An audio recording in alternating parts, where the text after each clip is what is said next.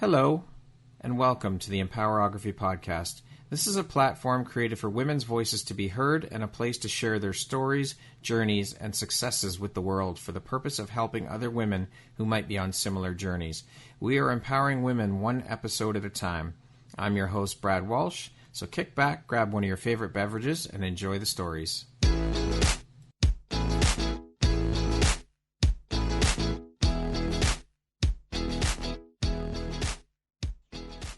Hello there, Brad Walsh here, your host of the Empowerography Podcast. Today, my guest is Louisa Eleftheriou. She is a soprano and an educator based here in Toronto. How are you doing this morning, Louisa? I'm doing great, Brad. Thanks for having me. It's my pleasure. Thank you for agreeing to take part in my podcast and be part of this movement I'm trying to create. I appreciate you being here. Oh, my pleasure. Thank you.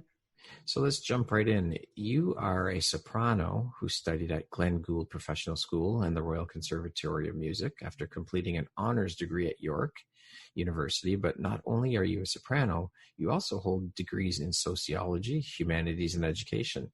You do a lot of work in the community to help empower teenagers. I mean, wow, that's all I can say here. That's a lot. Is there any end to your skill set and what you do? Oh, thank you. You're too kind. You know what?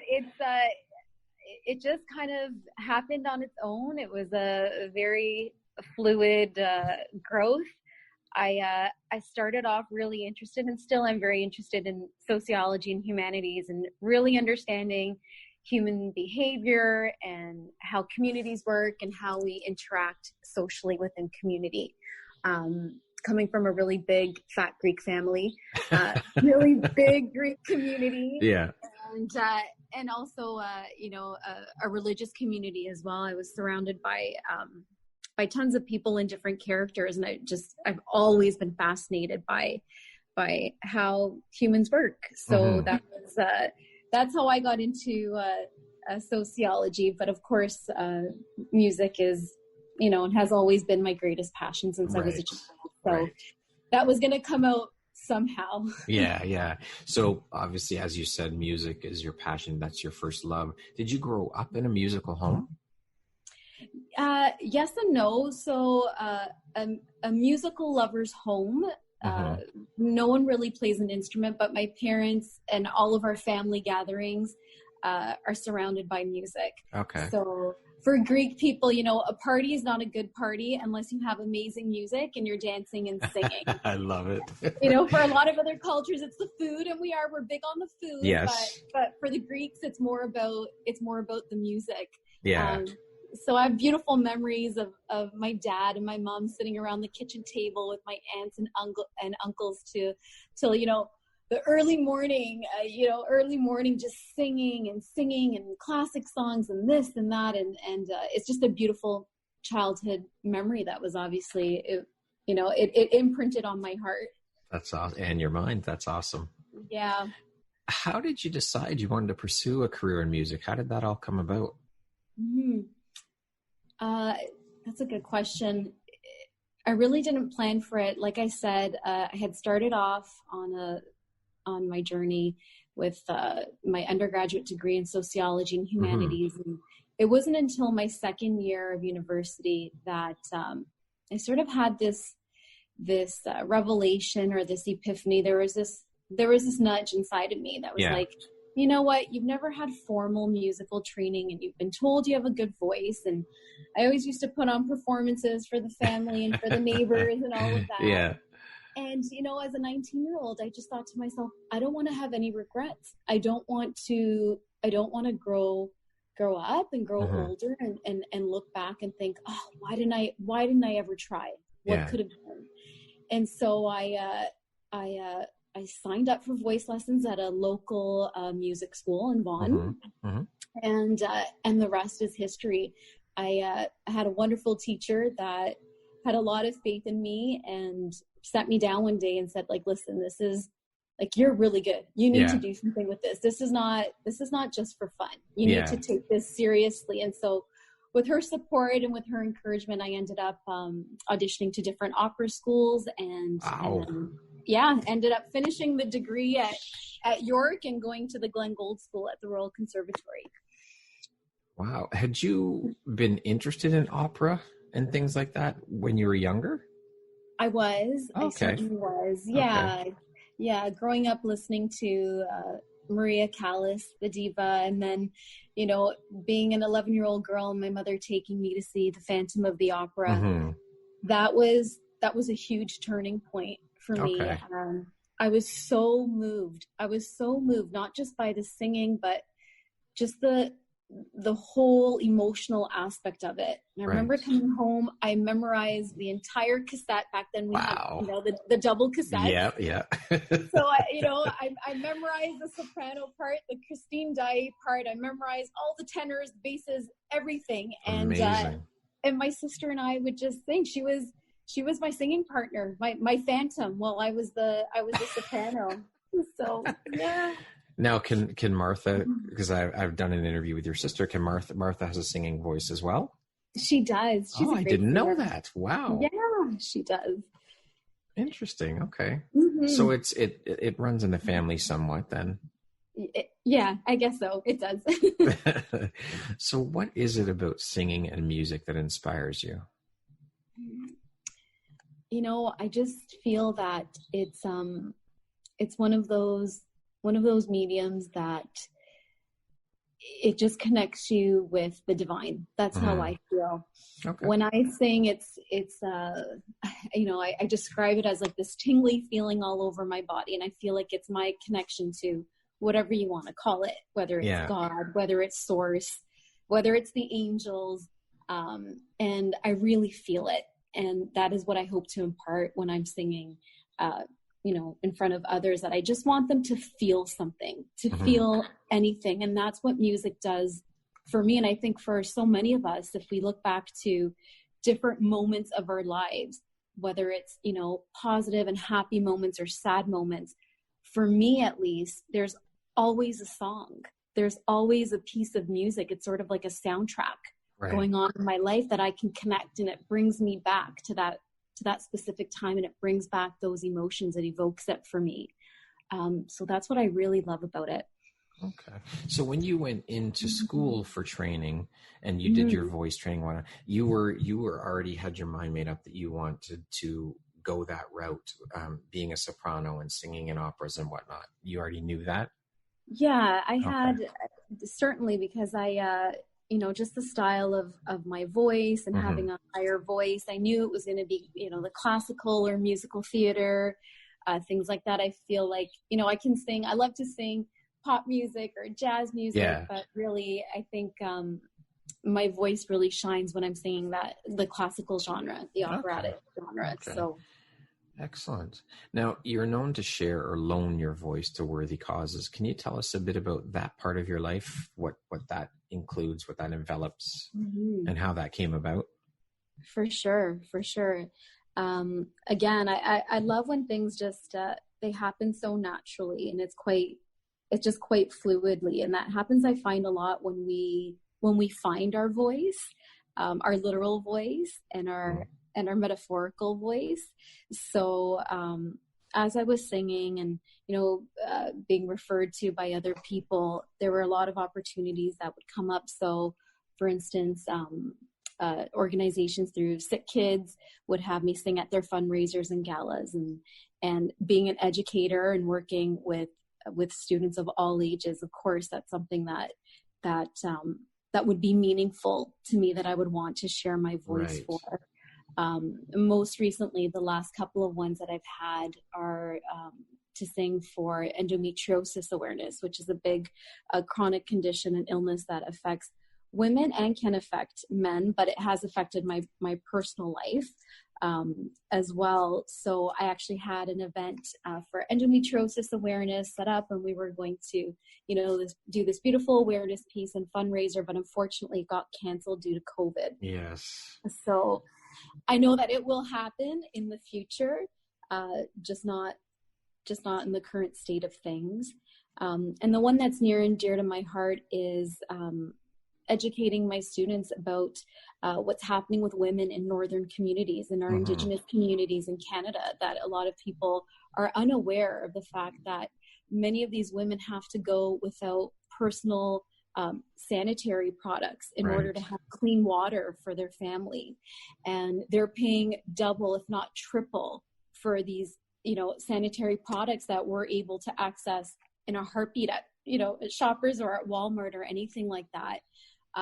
So my students and I actually, we connected with an organization called Moontime Sisters. Okay. And just this last October, it was the third annual one that we ran. We raised over 800 products to go Amazing. to Indigenous communities in the North. Yeah. And so over the last couple of years in total, we've raised about 10 to 11,000 products. Awesome. That go onto the transport trucks. And I love the fact that, students are being educated. They're awakening to a lot of social issues that are happening in our own country. We're not talking about a remote village in Africa. This is something that impacts Canadians. Yes. But many of us are we don't have the awareness. I mean, I didn't learn about Indigenous issues when I was in high school. Right. But now our students have, it's a different conversation that we're having. And so these teenagers are just they're so inspiring, and they want to make a difference. And I'm happy to be a guide for them. I think that's incredible what you're doing, and the fact that you loan your voice to help these causes, and there's more than just the one cause you're working with. I think it's amazing. You should be very proud of what you're doing. Thank and you. empowering kids too. So speaking of empowering teenagers, can you tell us about your philanthropic work with the community and helping to empower teenagers? How did that whole thing come about in terms of helping these teenagers and teaching them and empowering them? Mm-hmm. So I've been working as a high school educator for over a decade now. Okay. And I'm also qualified as a guidance counselor and a guidance specialist. So I've been able to use that in my teaching. So I teach senior leadership courses, and a lot of the kids, the teenagers that take those courses are interested in exploring their own leadership. Some don't even realize or don't see themselves as a leader. And that's where I come in, and I help guide them and sort of bring them home to themselves, that, a leader doesn't have to be anyone big or fancy. I mean, we can talk about Martin Luther King and all of that, but leadership is in the small things, right? Yes. It's in our kindness, right? In holding the door open for someone, or just lending someone our smile. So I help to empower them, even though I think most of the time they're empowering me, because they have these brilliant ideas, and they come to me, Miss, let's try this. What about, this fundraiser, this organization? I love it. Yeah. So it's a great conversation, again, about social justice issues in our community, and going back to that sociology piece, seeing like, okay, so what is our role, our human role, our social role in this community, whether we're talking about Toronto, the GTA, Indigenous communities. Yeah. How can we be what I call a light worker? How can we bring positivity to a community or to another person? Mm-hmm. I love it. I think it's amazing. Again, more amazing work that you're doing. It's incredibly admirable. Now, you were on your own personal journey to find your true, authentic self. How did that journey to find your true, authentic self, how has that helped you to connect with your audience when you're performing, when you're teaching in life? How has that helped you? Yeah, well, I've always considered myself to be very in tune with who I am, and as a highly sensitive person and as an empath, I see the world in a different way, or I see things that perhaps other people don't always see. But it wasn't until after I had my son, when he was about 2 years old, I went through a health crisis, and it was very debilitating, and it really rocked my world, and it rocked my family's world, and I didn't know if I could ever get back on my feet again. And it sort of propelled me on this journey of, further self-discovery and deepening into that. And I was looking for answers for a very long time outside of myself. Mm-hmm. I was, going to different doctors and different healers and trying to find answers and, why do I feel this way? And why do I have this thing? And how could this happen to a young woman, a young mom, and, all of that. And they weren't giving me the answers that I wanted, that I thought I wanted. And it really wasn't until I looked within, I stopped looking for someone to give me the answers. Right. When I started trusting myself and getting to know myself on a deeper level with the help of wonderful mentors and coaches, that I was sort of able to just surrender and embrace the situation that I was in, right? So here you are, you're in a not so great situation. You're dealing with, a health condition. And so what are you going to do about it? Yeah. Are you going to crawl in the hole and let hide? it defeat you, or are you Right. going to fight? Exactly. And I did for a long time because I just, I didn't expect it. I don't know where it came from. And you're always trying to find out, but why? And then I thought to myself, kind of like that question, well, why not? Why am I any different than any other person? Right? Yeah. So then I had that, that epiphany. Well, okay, Louisa, what are you going to do about it? Yeah. And that was really the beginning of my spiritual journey. And I call it the coming home to myself, to my true self, and finding my authentic voice, not the voice that society or that my family projected on me. How long did your journey last? I mean, I'm sure it's still ongoing, because I think that all of that self-care and self-love and self-reflection is always, it's constant. We've got to always be doing it to improve. But initially, how long was that journey for you till you started to get to that point? I was really in the thick of it for 1.5 to 2 years, to be honest with you. It was about 1.5 to 2 years. And like I said, looking for answers outside of myself. But, I'm still on that journey, and I understand that it's going to be a lifelong journey, which makes sense because I'm a lifelong learner, and I love to learn. Even though I'm a guide and I'm a teacher, I'm also a student in many ways. Yeah.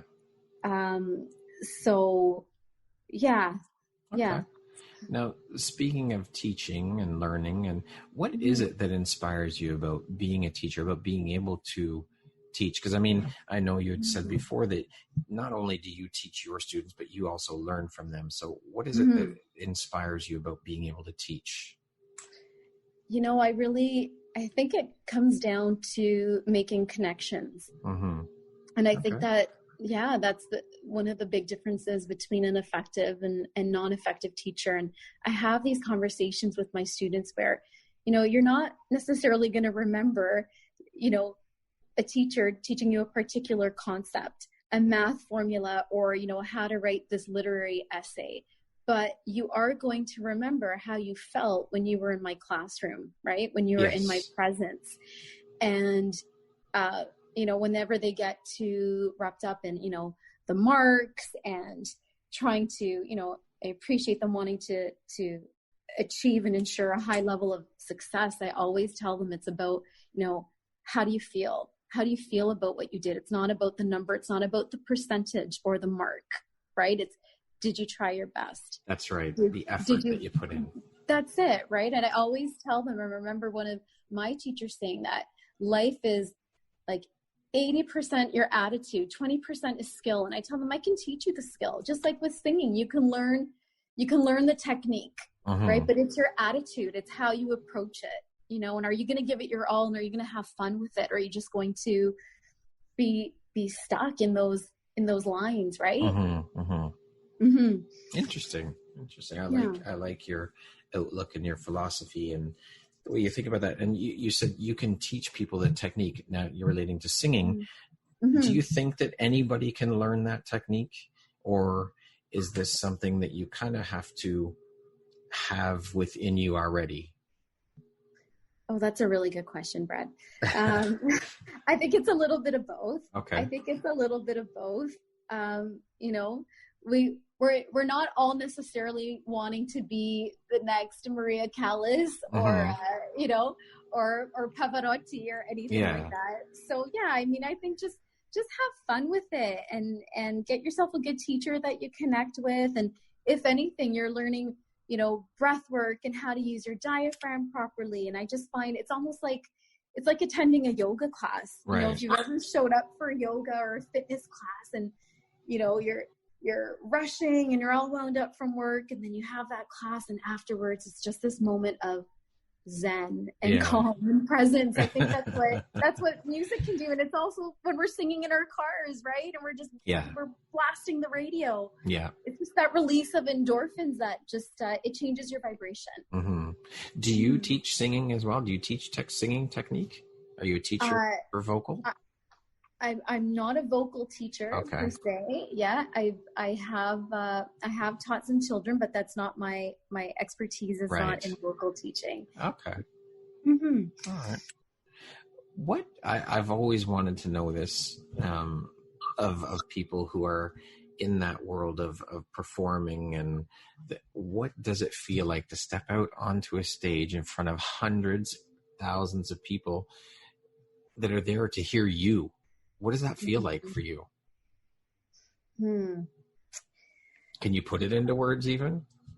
Yeah, it's, for me, it just feels like I'm coming home. It feels like I'm coming home to my true self. Mm-hmm. And I'm just sharing an inner part of my soul. And I think that's what a lot of people hear when they're in the audience, when I perform, that everything I do in my life, not just singing, it comes from the heart. If I don't feel it in my bones, I don't do it. I used to, but I don't do that anymore. And so I think that's a big part of why perhaps people feel moved when they hear me sing, or they're able to connect because they're getting a little piece of my heart and soul. Right. But that's got to be an incredible rush to the applause after you've finished singing, and the fact that they are just there to hear and see you. I mean, that's got to feel amazing. It does. But I think that, again, that applause, I'm just the mirror. I'm just a reflection of whatever it is that they're feeling. And I think that's what we all are, what we see in another person or what another person makes us feel. It must be because we've got some of that inside of us. And so with the performing arts and singing, I call it's a little bit of magic, right? And we're all made up of stardust. So we're just mirrors for one another. Interesting. I like that way of looking at it. I never really thought about it that way. That's a very interesting spin on it. What profession other than your own would you like to attempt in life? Oh my goodness. Okay. So, well, it's not entirely different, but I will say I have always wanted to be a Disney princess. And I tell you why. Why. Again, it goes back to connecting with joy. Yeah. Just because these princesses, they're singing, and you see children and adults and grandparents just lighting up.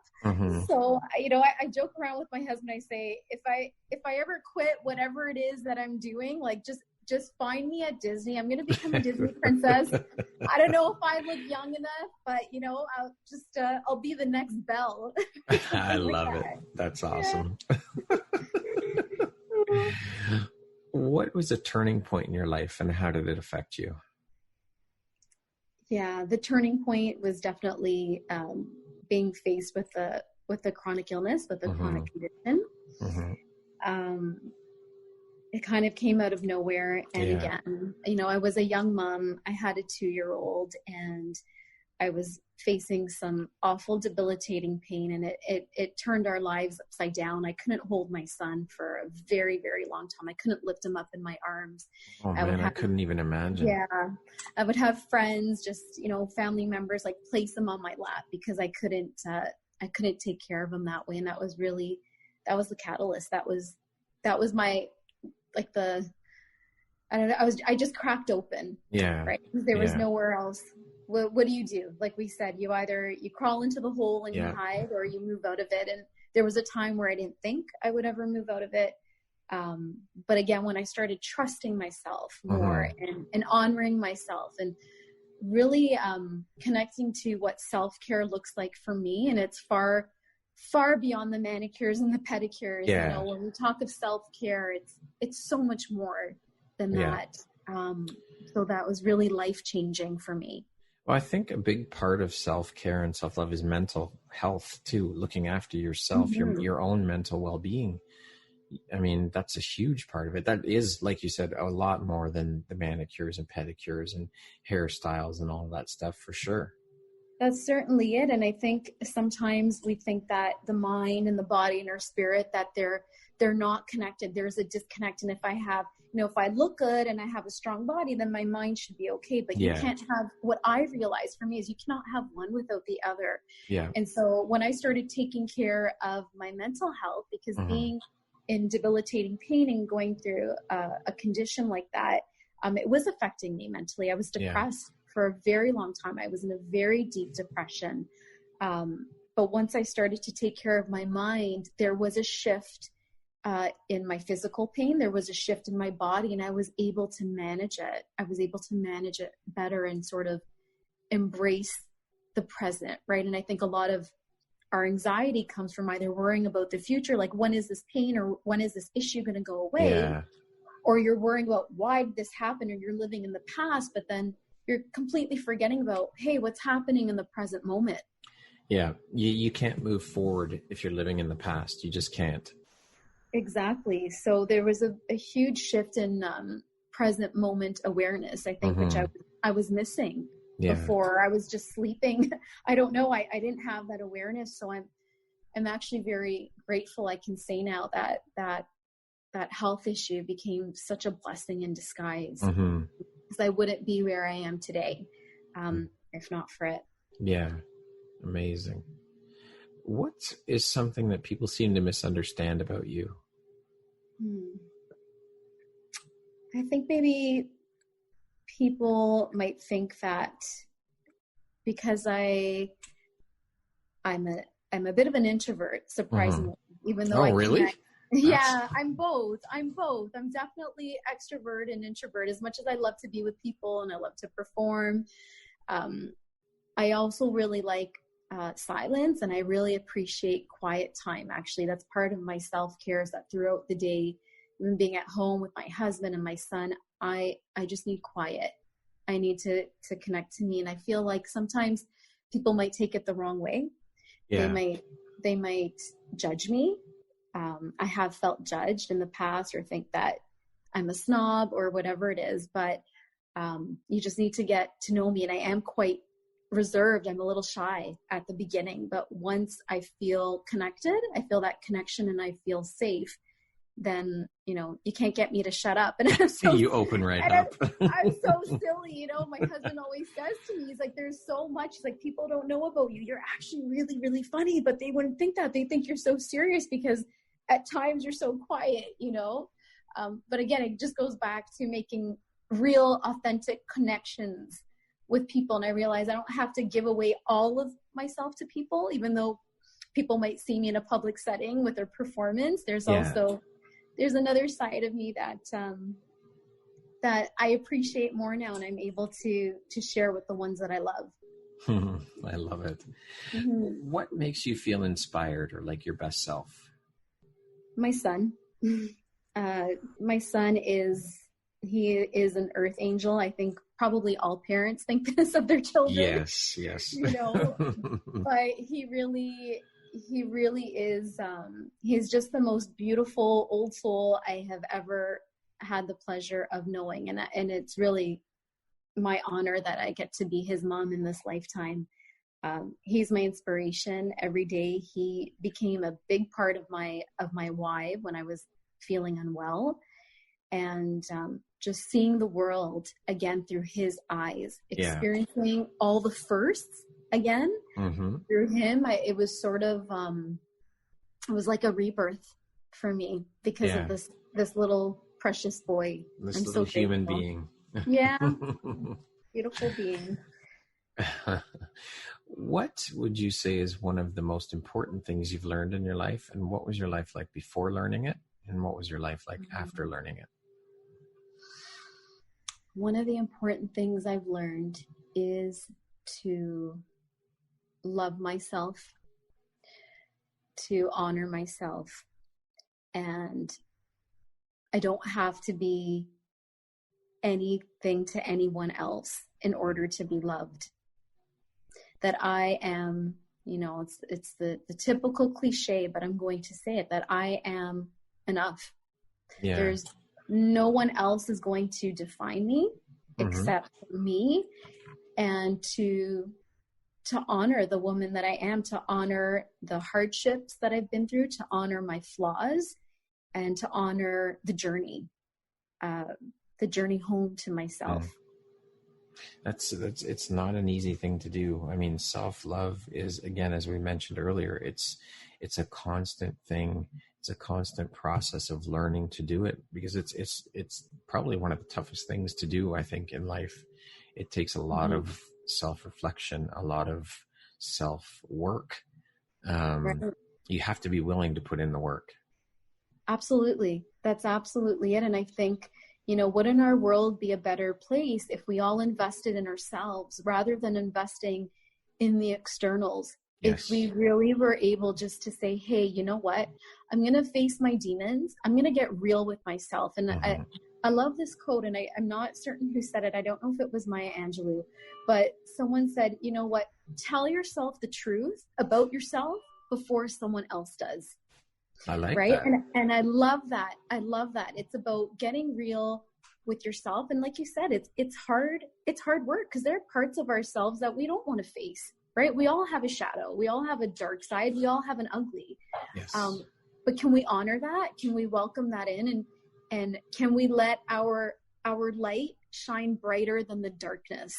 That I feel is very, very important to me. And I try to instill that in my son, that, it's okay. You can have a bad day. We're imperfect, but you know what, at the end of the day, Noah, we're light workers, and let's continue to put forth our best foot forward and show kindness to someone, or help a neighbor, or help a senior, or something like that. And little things like that, they really are truly so simple. Or even, as we talked about, just a smile can make someone's day. And it could change their entire day, because we don't know what other people are going through or dealing with as we pass them on the street. You don't know what kind of day that person's had. So it's little things that can make such a difference. Yeah. And, and we all have a story. Yeah. We all have a story. And that's why I really appreciate you putting together this beautiful podcast and broadcasting women from different walks of life, because I think now with social media, we're just looking at all these squares, and yes, there's some authenticity in there, but there's so much that we don't know. So, let's not judge each other. Let's judge each other a little bit less. And if we're unsure about something, let's ask those questions. Let's have uncomfortable and awkward conversations, rather than just saying, well, here's the judgment that I've placed on someone or something because this is just what I've seen on social media, or something like that.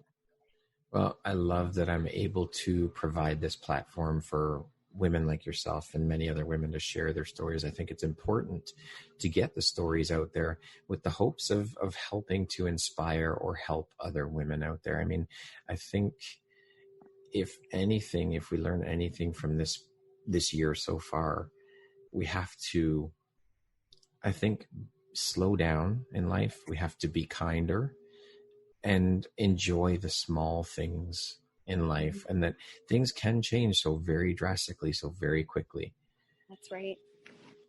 You're so right. You're so right. And I think with the slowing down and being kinder, it's connected to being present. And that is the blessing that COVID has given us. Yes. I know it's been challenging in so many ways for so many of us, but the biggest blessing is that we've had no other choice to just slow down and be with our families and be within our home more often, and connect to the ones that we love, to seniors that are at risk, and and friends that may have, health issues and so on and so forth.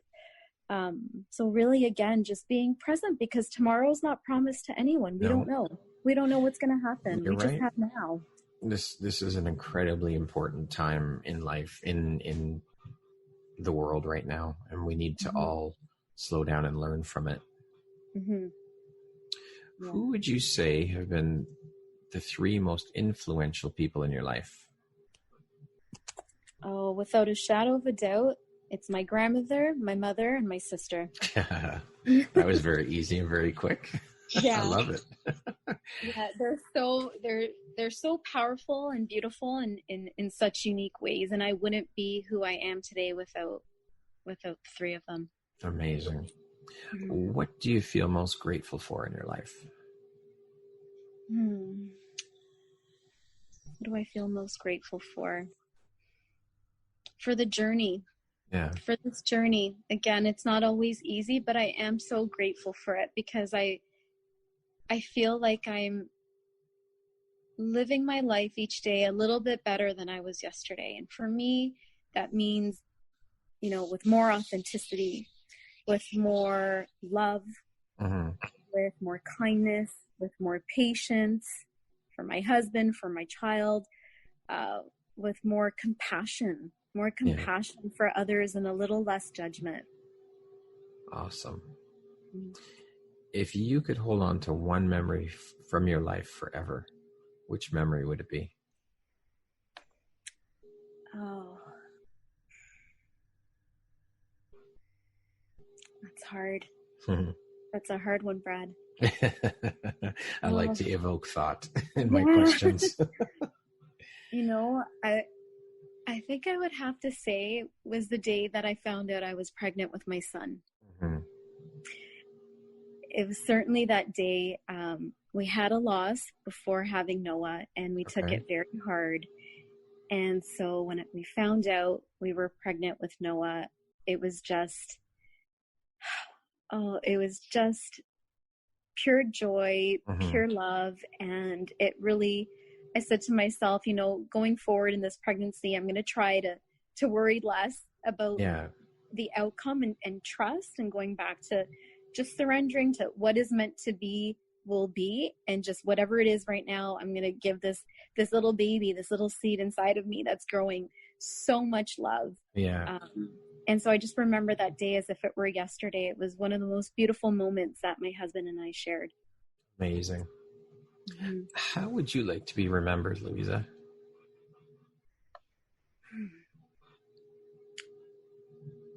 I would like to be remembered as a person who was kind, who was loving, who was compassionate. And I'd like to be remembered as being someone's safe place, knowing that they could always turn to me for unconditional love and support. Awesome. How would you describe yourself in one word?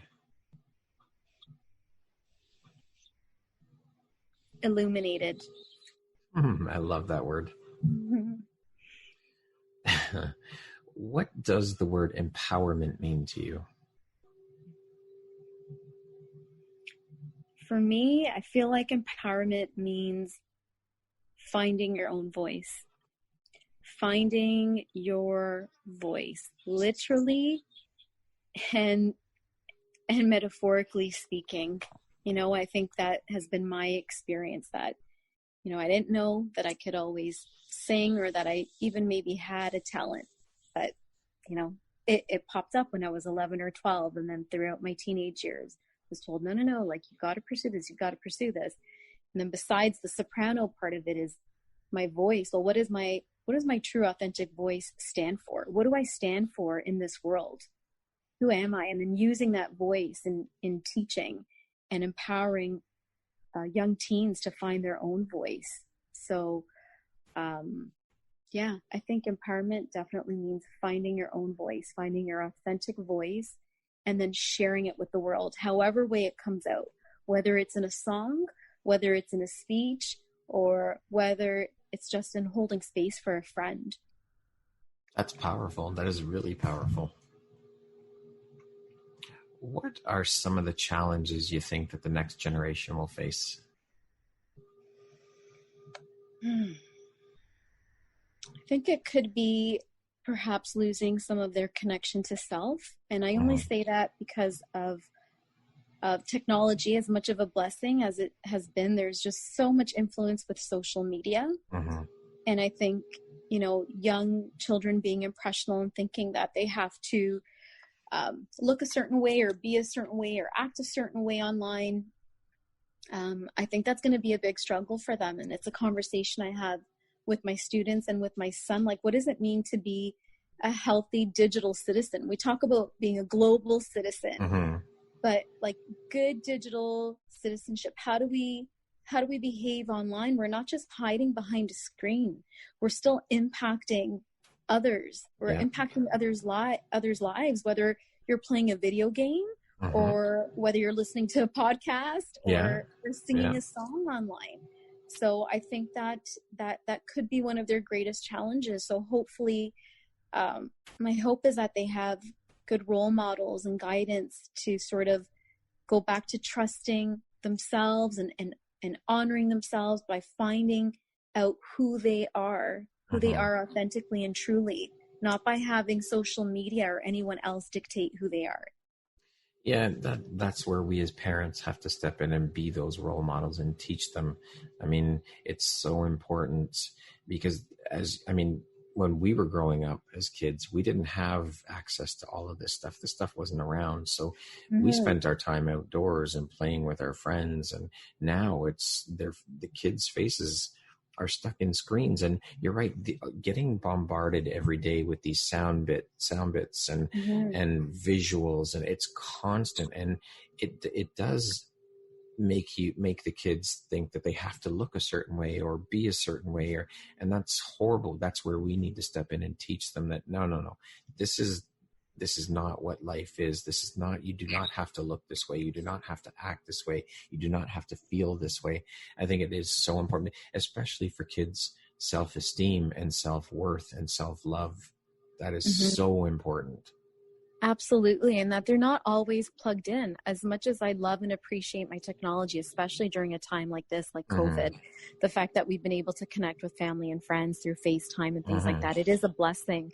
But, I'm old enough to know that and be connected with Mother Earth, with nature, to go out for a walk, to connect with the plants, to connect with the trees, and realize that we're all interconnected. That's what humanity is, this interconnectedness. And so I feel like that could be part of the struggle for some of our youth, feeling that disconnect. So it really is up to us to support them and to guide them.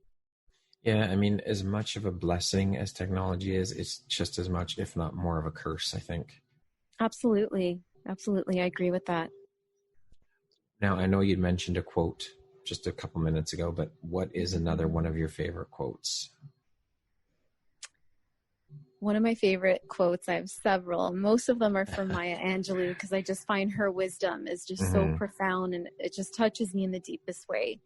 But she says something along the lines like, people may forget what you said, people may forget what you did, but people will never forget the way you made them feel. And so for me, that is a quote that I live by. I'm an imperfect human.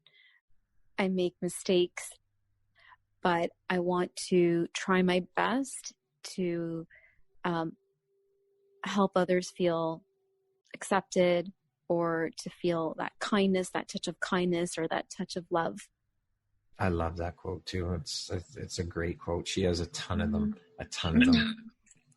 Very, very wise woman. Yes, she is. Absolutely.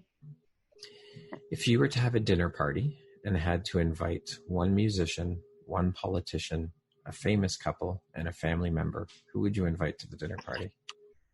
Oh, all of them at the same time, or just one? No, all of them. Oh my goodness, that's a really tough one. I'm sorry, I'm going to have to say Jesus for this one. I would love to have Jesus at the dinner table. I'd love love to know what was going on during that time. Oh my gosh. What else would I want to have?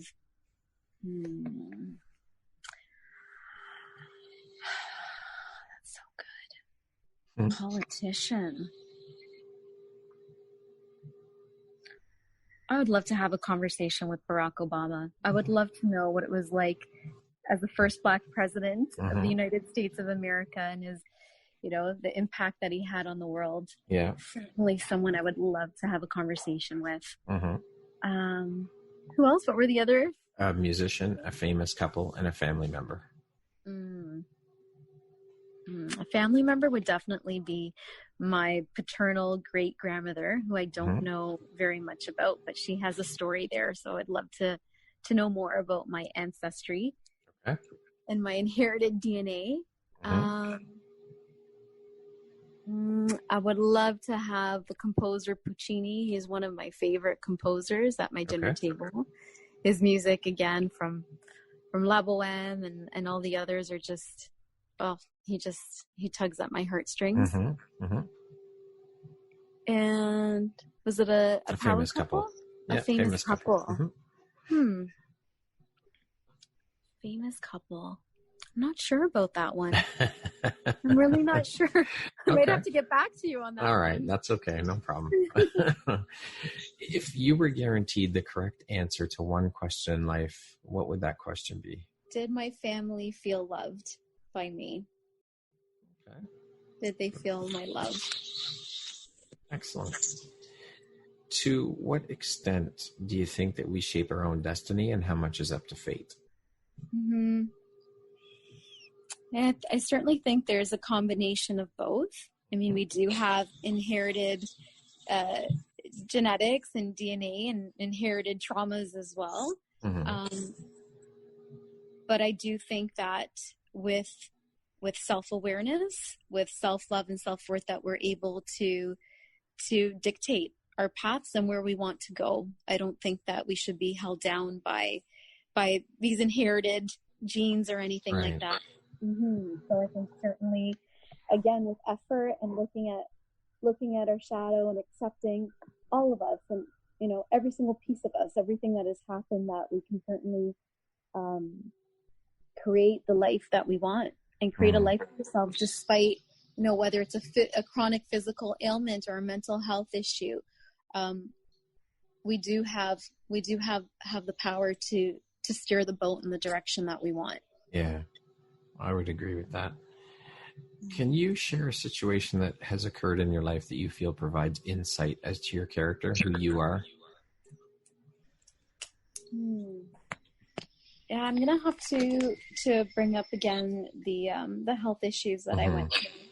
I didn't realize how much perseverance and patience I have. I think I've always been, for the most part, a patient person.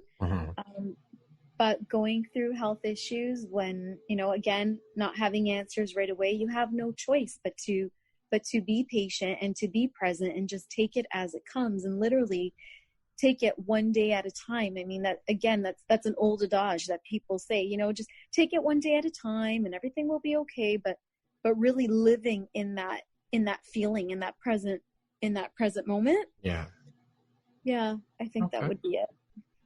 If you could go back and give your younger self one piece of advice, what would that piece of advice be? That you are enough. You are more than enough. And you've always had everything that you've needed inside of you. Awesome.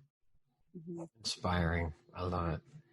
And lastly, if you were to deliver your last 30-second speech to the world, what would that last 30 seconds sound like? Don't be afraid. Don't be afraid to get to know yourself. Trust yourself. Lean into your higher self, into your true self. Show yourself the same kindness and love and compassion that you so easily give to others. You are worth it. You are a divine being. You are so worthy. Beautiful words. Louisa, thank you so much for taking the time to share with us a bit of your story and journey and your You're an incredibly beautiful human being, and I truly appreciate you being here and sharing with us today. It's been an absolute pleasure learning about your story and chatting with you, and just amazing. You're an inspiring woman. Thank you so much for letting me use my voice, for allowing me to share my voice on this platform. I so deeply appreciate what you're doing for women. It means so much to me, and I'm so grateful to be a part of it. Oh, it's my pleasure, and I appreciate what you're doing to help our youth and be a role model and inspire kids, because I think we need more of that in the world. It's got to start from a young age. So thank you for what you're doing. And again, thank you for agreeing to be part of my platform and help me, by sharing your story, help me grow this platform to where I want to get it. I mean, without you ladies sharing your story, the platform doesn't exist. So I do appreciate each and every one of you. And I honestly take inspiration from each and every one of your stories. So thank you. Thank you so much, Brad. Once again, my name is Brad Welsh, host of your Empowerography Podcast. Today, my guest has been Louisa Eleftheriou. She is a soprano and an educator based here in Toronto. Thanks, Louisa. I hope you have a wonderful afternoon. Thank you. Take care, Brad.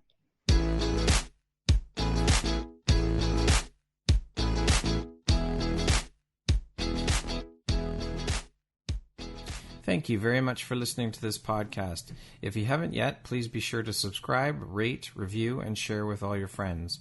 You can find me at visuphoria.ca and follow me on Instagram at Empowerography Podcast and on Facebook at Empowerography. Please join me next time for another inspirational story from yet another amazing woman.